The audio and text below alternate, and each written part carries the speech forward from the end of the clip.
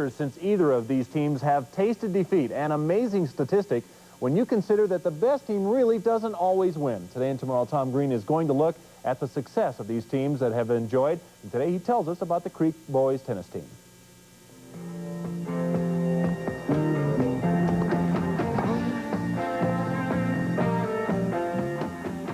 To put the Cherry Creek tennis streak in proper perspective, it might help to know that they have been winning the state title for so long that one of the former players is now the coach.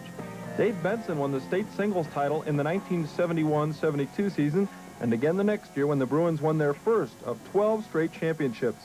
But to talk to him today, you get the feeling he thinks the game has taken giant strides since his high school days.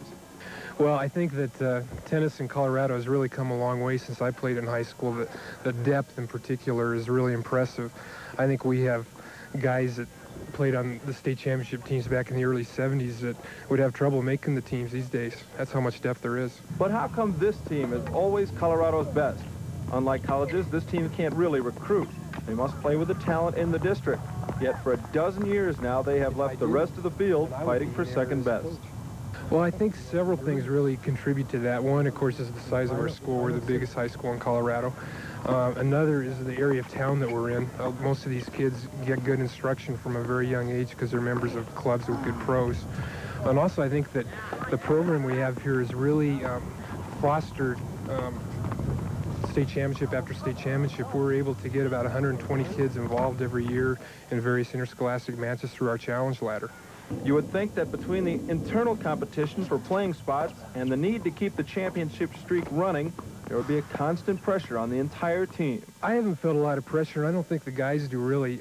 We try to look at it like each year is a new year. And for instance, we have 8 kids that didn't play on last year's varsity playing on this year's varsity, and they've never won a state title. So I think we have to look at it as each team is a different year and really go from there. I think there's a lot of pressure because well, we don't want to be known as the team that lost in the streak. It's not just the state title. This team has now won 172 consecutive dual matches dating back to September of 1970. And the winning percentage for individuals is over 96%.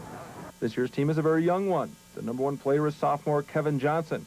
Coach Benson knows that if they can win their 13th straight championship this year, they should be all right for a while. We only have 2 seniors in our top 11, and if we can get by this year, I think we're going to be tough to beat for the next 2. Tomorrow, we'll take you inside Colorado's other high school dynasty, Evergreen's volleyball team with Coach Lo Hunter. Go, Big King! Go out there! Tom Green, 9 News. Those district finals, by the way, in tennis were rained out over this weekend, so they'll pick up on Monday with those events. And by the way, later on this afternoon, we're going to talk about one college football team that won today in Colorado.